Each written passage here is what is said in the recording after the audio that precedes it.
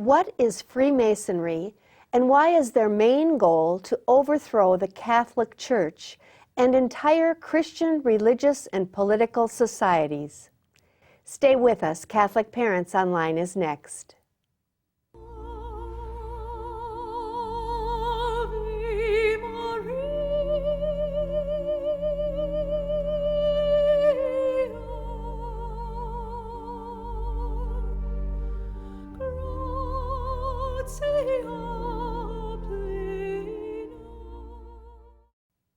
Hello and welcome to Catholic Parents Online, a program where we explore the issues Catholic parents face while raising their children. I'm your host, Colleen Perfect.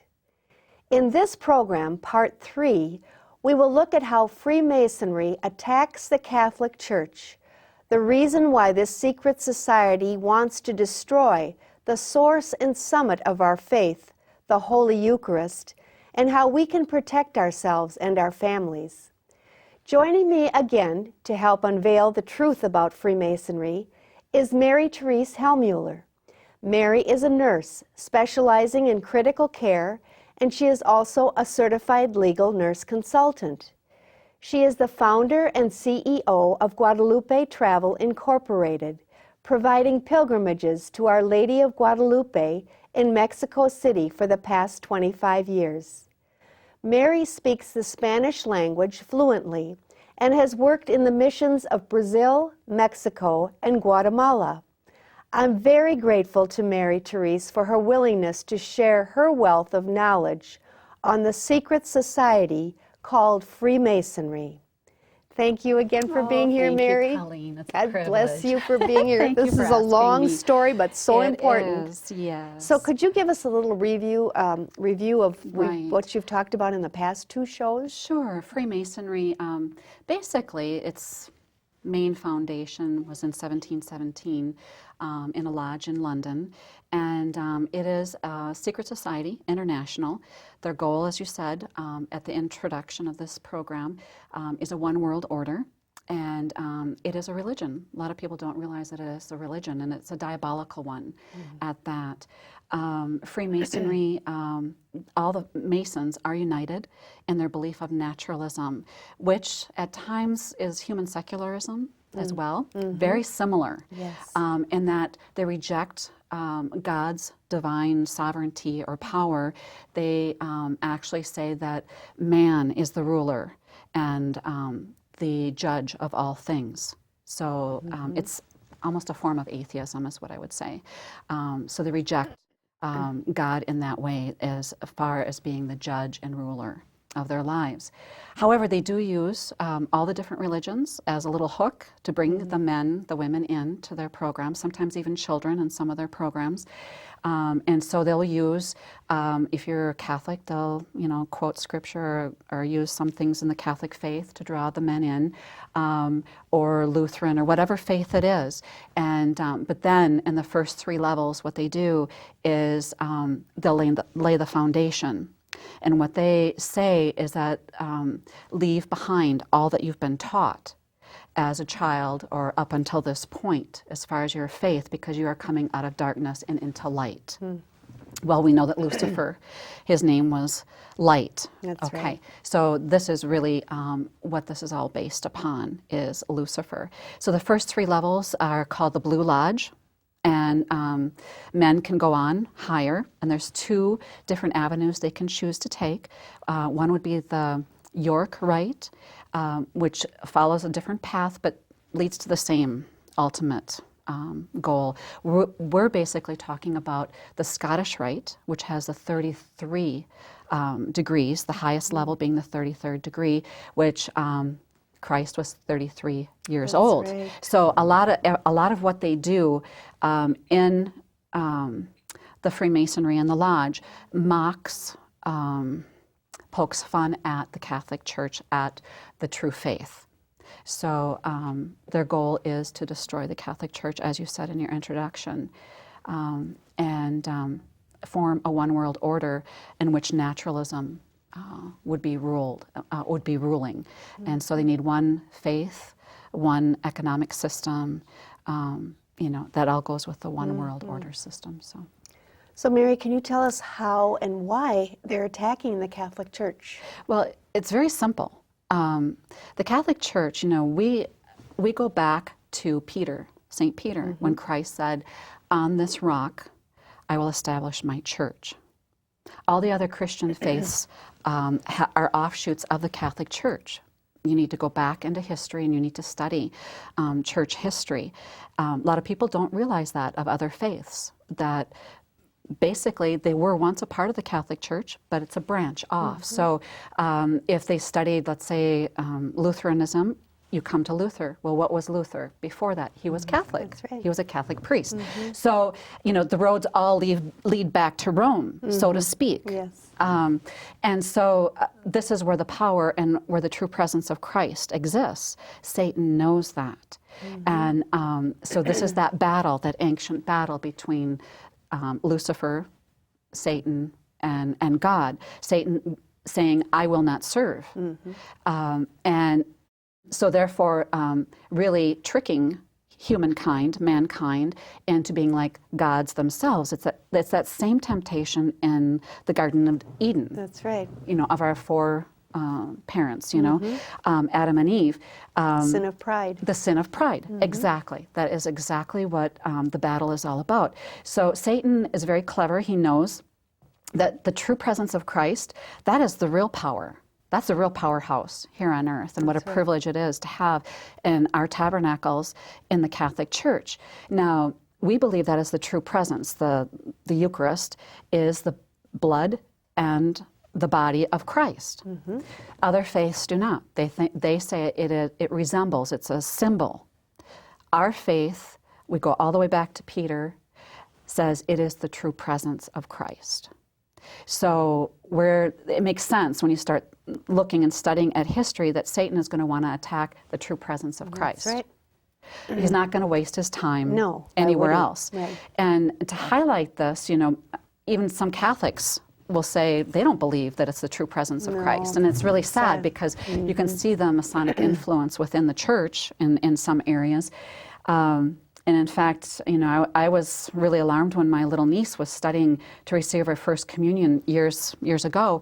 And I was going over the Baltimore Catechism, and I was going through different things, and she goes, "You mean that's really Jesus Christ? That's really his body?" And I said, "Yes, it is. It's not a meal. No, it's not a meal." So words really do matter. And the downplaying of the true presence of Christ, unfortunately, is what we have seen, in over the last, 50, 60 years in our churches, to a point where our churches have been stripped, and many of them look like auditoriums. And that's what they hide, is the tabernacle. Right, and immediately they the take the tabernacle out. Inside. Exactly. But the tabernacle is the focus. That is Jesus Christ himself. That's right. And so the attack has been on the Eucharist. It has been on the true presence of Christ.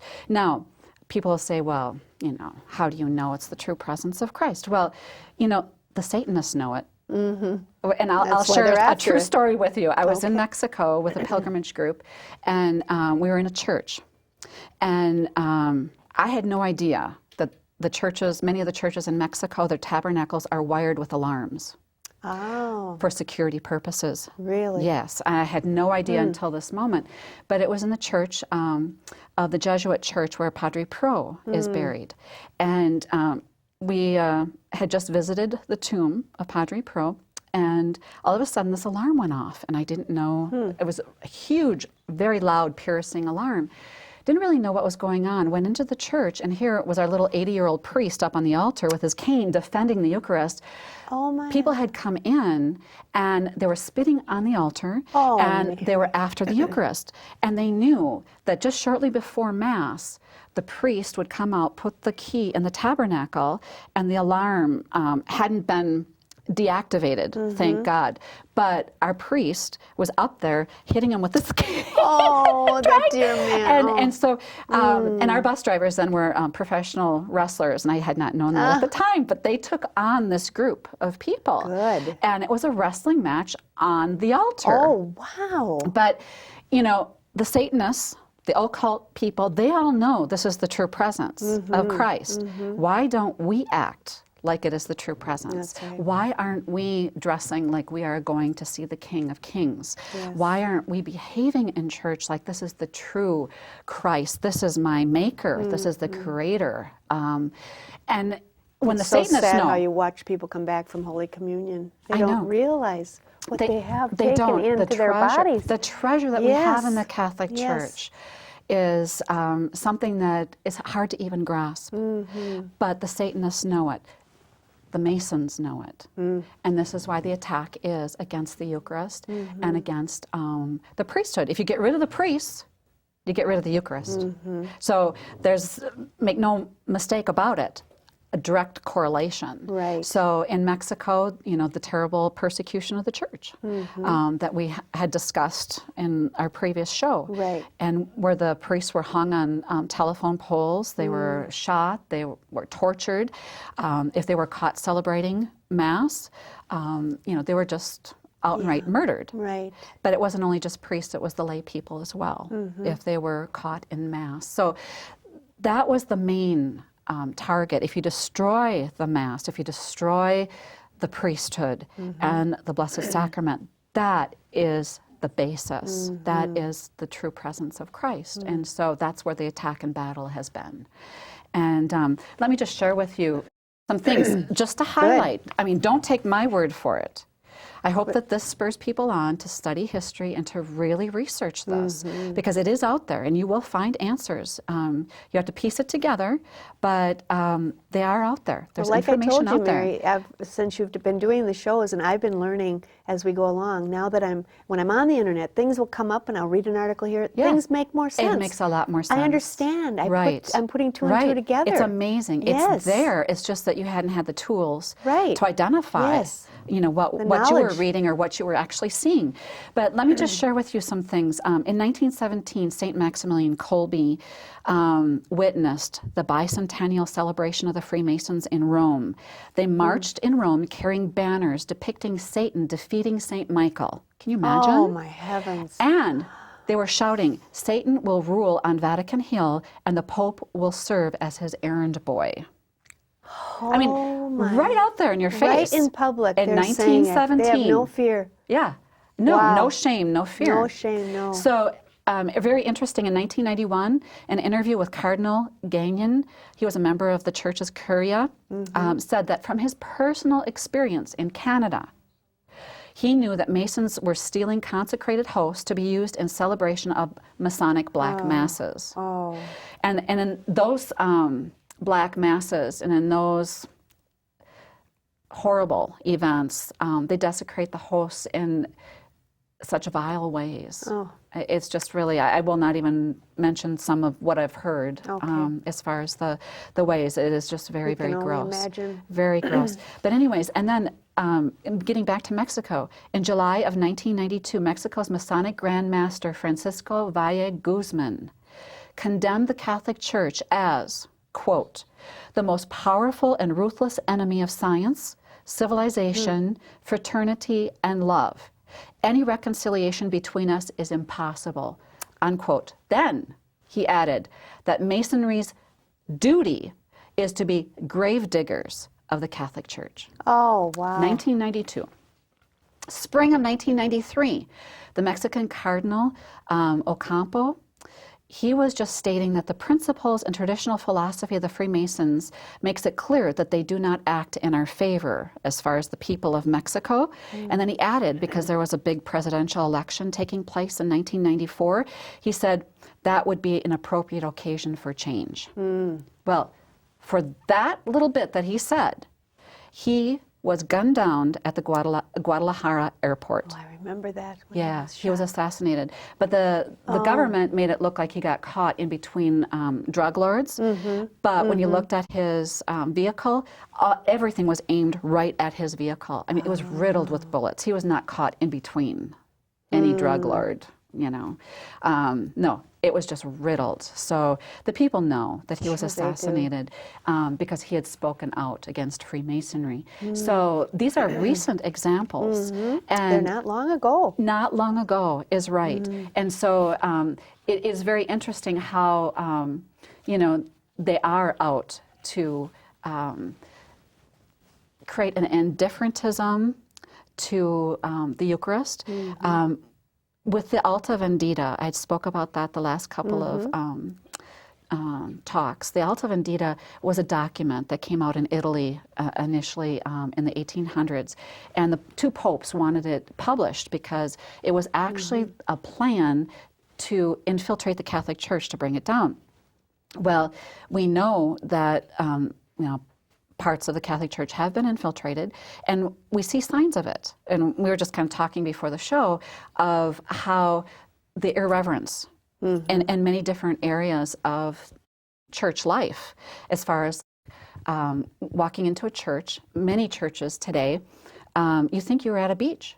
Or you were going to a beach. Are dressed. Yeah. I mean, halter tops, shorts. You wouldn't think that they were going to see anybody important. No. Right? No. I think they would go to a rock concert, or they would go to, see a movie star, better dressed. And here, this is the King of Kings. Yeah. This is the true presence of Christ. So they don't even know just 2 Sundays ago, our pastor had to tell the usher to go tell a young man to take his baseball hat off. He was sitting like in the second row from the front. Right. And I was surprised people around him didn't even say, take your hat off. Right. So you can see how things have changed over the years, and even the architecture of churches, how some churches have been stripped, literally stripped inside. Yes, you can't tell when you walk in some of those churches whether they're Catholic or what denomination they are, because you have to go find the Eucharist, the tabernacle. Yes, it's so sad. But that is a Masonic influence in which it downplays the Eucharist. And indifference, and then you teach other generations, this isn't important. You can come to church in sandals, and you can come to church, in shorts and beachwear, swimwear, basically, because it really isn't important. You always hear the argument, as long as you're there, that's all God wants, is that you're there. Come dressed however you want. Right. Yeah. Well, but you do show respect by how you are dressed. Right. You would not go, whether you like President Obama or not, you wouldn't go to see him and his wife at the White House dressed in beachwear. No. I mean, it's just common sense. It is. So why do you think you can go to church in a Catholic church, and there you have Christ, the true presence of Christ, and body and blood there.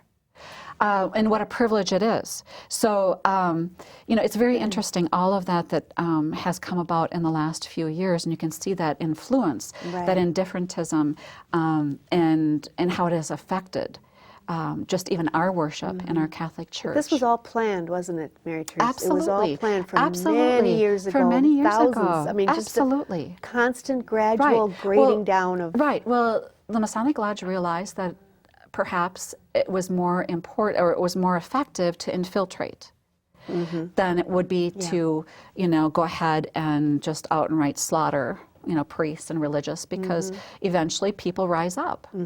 And they can see that. It's kind of like the frog that gets thrown into a boiling water, a pot of boiling water. It says, ouch, and it will jump out. Right. Okay? But if you put that frog into water and you just gradually turn up the heat, change the heat, that frog will cook. That's right. He won't realize that the temperature is getting way too hot. And that's basically what has been happening. It's been a slow process. It's been a gradual process, but they're on track. I mean, they've been on track.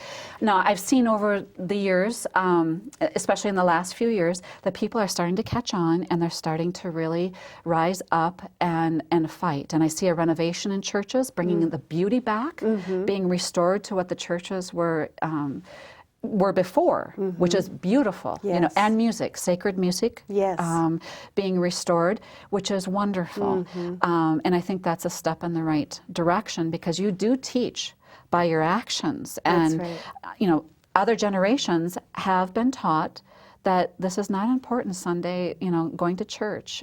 It's just a casual experience. It's just a meal. It's another meal. It's not the true presence of Christ. So unfortunately, we've got a lot of teaching to do. With our families, and that's one of the things that we can do, and that we should be doing. But getting back to Masonry and their different degrees, and this comes off. You can research, but the 32nd degree, which is almost to the top. They're taught Masonry will eventually rule the world. Oh, And this is where you get the one world order. sure. And their main publication is called the New Age Movement.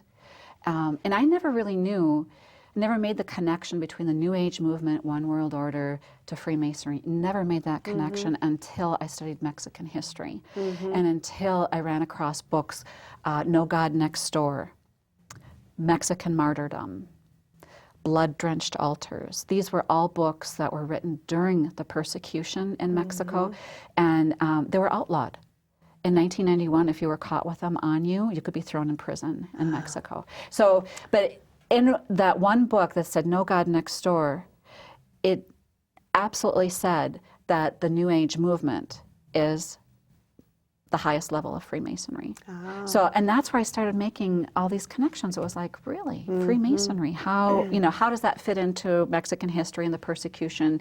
And so I would hope that other people would, you know, go down that path, you know, and do some research Yes. on this topic. Well, especially now. This is so important we're doing these shows now, Mary, because of Right, what's right. happening in our world now. Right, exactly. I mean, we're on the exactly. brink of these things, and Right. it's just this new world order, one world Right. government.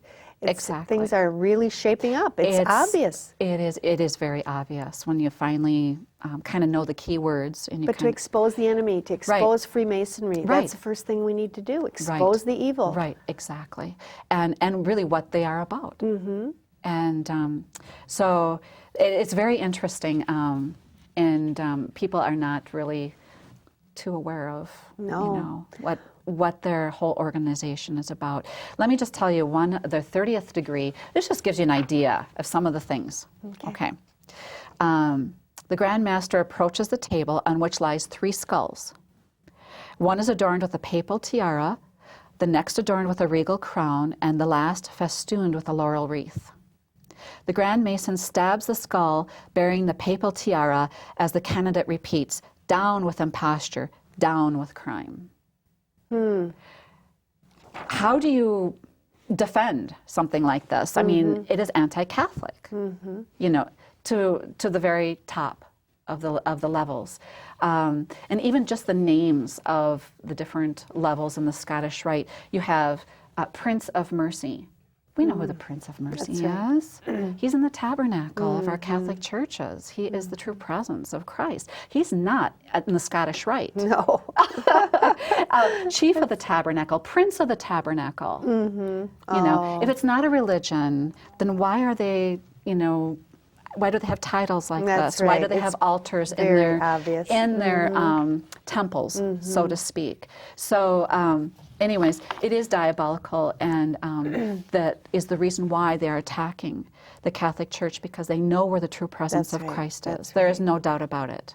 They know that That's is right. Jesus Christ. Satan knows. That's the battle. So, Mary, to finalize our show here, what can we do? What can our families do? I think, we need to pray. That's for sure. number one, Yeah. yes. Yeah, stay in the state of grace. You know, stay close to the sacraments. But I really think that we need to get out the Baltimore Catechism with your children. It's something so good. so easy that we all can learn, and that everyone can learn, little on up. Very, very easy. Study the Baltimore Catechism. You can't defend what you don't know. That's right. And so you need to know your faith. Take courses on it, do what you need to do, get out there, you know, study it, because it is so rich, and it is such a beautiful faith. It's such a beautiful gift that we have been given, and we'll be judged severely for what we have done with that faith. Yes. And have we defended it, you know, at times like this. So I would say study the Baltimore Catechism. The other thing you can do with your children is give them true heroes so that they can emulate the lives of the saints. That's right. You know, these heroes on TV, I'm sorry. No. TV is It's going to send you down the wrong path. It's going to That's send the right. kids right down to the wrong path of despair, depression, drug abuse, alcoholism. I mean, isn't the world full of that? Oh. We hear about teens committing suicide, and That's right. you know, It's terrible. it's just terrible. You know, Even the sports heroes, Right. the athletes, they're just Right, not what right. they used to be. No, and then also, I mean, I'm not against sports, but Right. everything in its place. But today, parents are, Sundays is all sports. Oh, it is. They're That taking their comes before kids, church. right, exactly, in place of church. So that teaches the children by example. You know what? Going to the hockey rink on Sunday morning is more important than going to church. They catch that very quickly. Oh, it's so obvious. Yes. You don't even have to say a word. You don't have to. No. You know, I mean, that is... Actions speak louder than words. Absolutely. That's right. And they catch on that. So really, you know, keep Sunday as a holy day. You know, keep it as a family day, a holy day for your children. Give them lives of the saints. I mean, like my heroes, Padre Pro, a great example of a hero, one of my Yes. Mexican heroes. Little Jose Luis, beautiful one for Historical. children to have, a little 14, 10-year-old, you know, that gave his life for Christ, the King. I just think those are our true heroes. Yes, they are. I mean, they have... And there's such beautiful stories Right. that can They be have told. persevered in moments of trial and temptation, and that's where really we are defined in our ultimate moments like Yes. that, you know. So I really think those are the things that they can do. Really get involved with your children's education. Know what organizations they belong to. Some of the fraternities are not good That's fraternities. Some even organizations, you know, the Masons have organizations that they go into schools for the Yeah. girls and Yeah. for the boys. The Demolay is for the boys. Girls, the Rainbow Girls. You know, I covered it all. get to know, get to know where your money's going. What are you buying? Yeah. You know, when somebody comes to the door, follow the trail, the money trail. You know, support the Catholic organizations. Well, Mary, we have to end. It's just, but thank you so much. Oh, you are very God welcome. Bless you. God This bless has been you. a It's a- wonderful it's a three-part series. privilege. And I hope Thank you. everyone continues to watch it and learns and can really expose the Yes. evils. Thank you. Thank you, and God Thank you for bless giving you. me- Thank you. This has been an amazing and revealing three-part series on Freemasonry. We hope you tell others what you've learned about this dangerous secret society. If you missed part 1 and 2 of this program, you can find it on our website at catholicparents.org. Remember, as Catholics, we have the greatest treasure on earth, Christ's true presence in the Holy Eucharist. Thanks for watching, and God bless you and yours.